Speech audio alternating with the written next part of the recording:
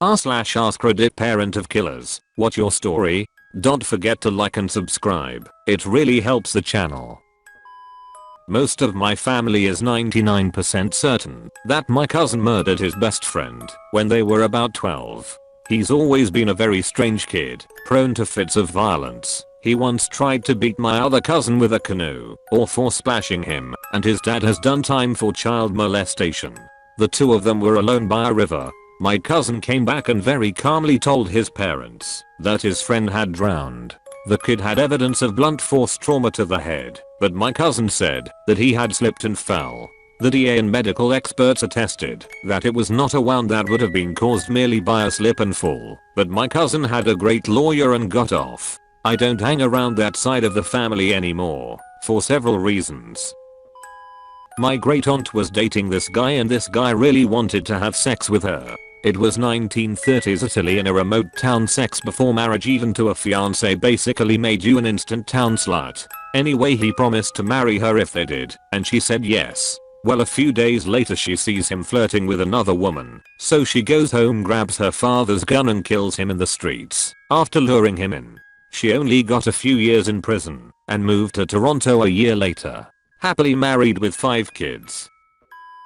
My son killed a family friend when he was 17. The family friend had been molesting him from 7 to 12 before finding other boys. When he was 17, he ran across this man who propositioned him for sex and my son lost it. He stabbed him in the heart with a knife and he had a heart attack and died. He did 8 years for manslaughter. His life is a wreck. He got out and wanted to go to college and get a job. College was too much for him because he was around kids his age who were more concerned about what to do on Saturday night, whereas he was worried about his parole officer showing up with 8 armed cops at our house. He completed his degree in psychology and still couldn't find a job. He couldn't even find a job at organizations that help ex-convicts because he couldn't pass a background check. He started to be unhinged and committed suicide. And he died believing that he did something wrong and to have deserved the life that he got.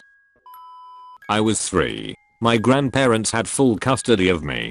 My dad was a heavy drug user and alcoholic. From my understanding, my mom was to an extent, but my dad was way worse. My mom also had a lot of health issues. I'm not sure all the details of her health. She was bipolar for sure, and was on several heavy meds which she often let my dad use. She had a disability with one of her hands, but she was a very beautiful and kind woman. She was the kind of person, if she had $10 and went to the store, everyone was gonna get something when she got home. My dad killed her one night. Not sure the story of that. All I know is that he chopped her up partly. Couldn't fully dismember her, but he tried. I think he got her head partly off and an arm and made a big gash from hip to hip. He hid her in our trailer closet for 3 days. My grandpa eventually suspected that it happened and called the cops. According to neighbors, the next day he came over and drank beer and watched football and didn't even seem to be a changed person at all. I'm now 21. My dad is gonna be serving at least another 8 to 10 years in prison. He had the chance for parole after 15 years and was denied, but he could serve his whole life up until I was 18. I couldn't visit him. I didn't really like to, but I did it to make my family happy. I didn't know how to feel about him, and still don't, to be honest. I had my visitation rights taken away at 18, since I was a victim of his crimes. I could have it overturned, but not really wanting to, honestly. He only calls when he wants money. Gets well over $1,000 a year from my grandma. I was lied and told it was basically an accidental death until I googled my dad's name when I was 11. I didn't speak to him for over a year, and it was right before Christmas too. My first memory is seeing my mom's grey blue closed casket. Obligatory, not my kid, but my stepdad's kid, which we will call Jay. He went on a murder spree. He wanted to kill all his family members. He successfully killed both his maternal and fraternal grandfathers. He got caught midway through the murder spree cause he left his great aunt alive and tied up. She got free after he left and called the police and his mom, who was next on the list. Jay stole his great aunt's phone so he could pretend to be her and meet up with his mom. He ended up meeting the police instead. He had tried going to other relatives' homes, but it was in the middle of the workday and people weren't home. Otherwise he would have killed more before getting caught. He got 100 years with 0 chances of parole. The judge said the sentence was symbolic because by the time it's over, there won't be anyone left alive to remember his heinous acts. Edit. I forgot to mention how it's impacted my stepdad. He turned into an alcoholic 4 years afterwards. He did everything he could to help his son be a good person and feels like he failed. He blames himself. His son Jay is criminally insane and had shown that countless times over the course of his life. Shit, Jay tried to burn down his school when he was in kindergarten. He had already gone to jail for attempted murder up in Alaska too. Only in the last year or two really has my stepdad gotten any better. He's finally getting close again with his daughter, and the drinking has slowed some in part due to my mom. I just wish he would go to therapy and get proper help. It's unlike him to seek that kind of treatment though, cause he is a very private person and that goes against his nature. Edit 2. Meant paternal not fraternal. Oops. My uncle raped and murdered his disabled daughter and tried to frame someone else so he could collect insurance money. He got away with it for almost 20 years. One day, I get a phone call from my dad saying that we should expect the family name in the news and why. Edit. My uncle was not my child, and as such this was off topic. She was mid-teens and developmentally disabled. He tried to frame a supposed hitchhiker serial killer in the 80s. Tried to follow the same patterns. He was caught via a cold case study. Early tests had some of his DNA on her, but protection was used during the rape, and he had a passable alibi at the time. When some of the DNA was retested, they found more clues linking my uncle to the murder, and after checking with said alibi, the person who gave it confessed that they lied. The moment the police came for my uncle, he cried and thanked them for catching him. He admitted the whole thing right away and said that he couldn't handle her anymore, took out the life insurance policy, and did as he did. He is in jail for life and getting at least part of what he deserves there. He has been disowned by literally every member of the family, and 2 of his nephews have changed at least part of their name. That was from his ex-fiancée of 7 years together. He started doing meth without me knowing. 5 years and 2 kids in. Tried to get him help. When I found out, left him because he refused it. They caught him in his victim's car. He confessed 12 days into his trial.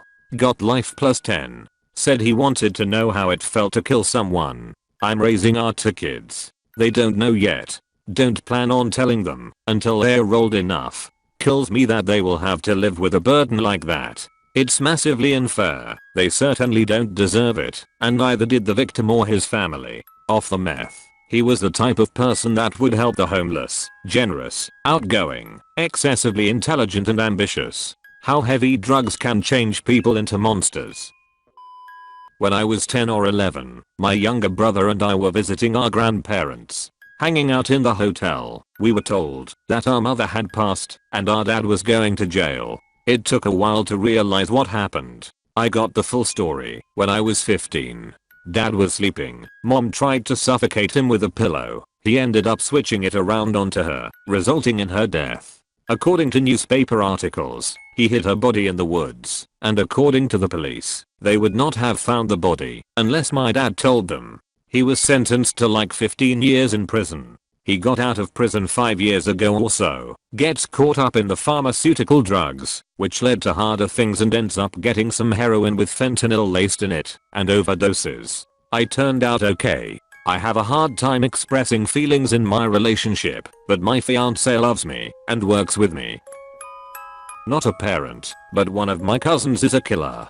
Dude was a teenager when, for some unknown reason, he decided to kill his parents and siblings. I can't say his name, so let's call him John. It was early morning, around 3, and the father was out working the graveyard shift at the one gas station in town. John had sat awake all night to make sure everyone was sound asleep. He took a shotgun that he got for his birthday and crept down the hall to his little brother and sister's room to make sure they were asleep. Satisfied, he ventured into his mother's room, put the gun against her temple, and shot her. The blast woke up his siblings, and, turning around, he shot his brother as he ran out of his room. After making sure he was dead, he found his sister hiding in the closet and killed her too.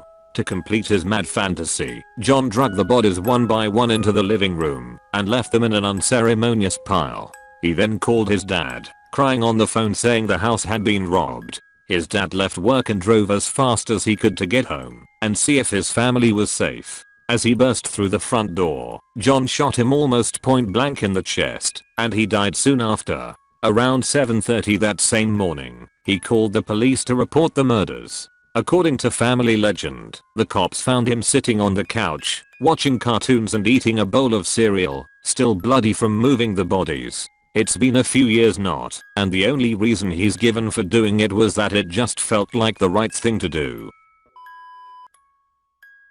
Thanks for sticking till the end lads and ladies. Make sure to like and subscribe if you enjoyed the video.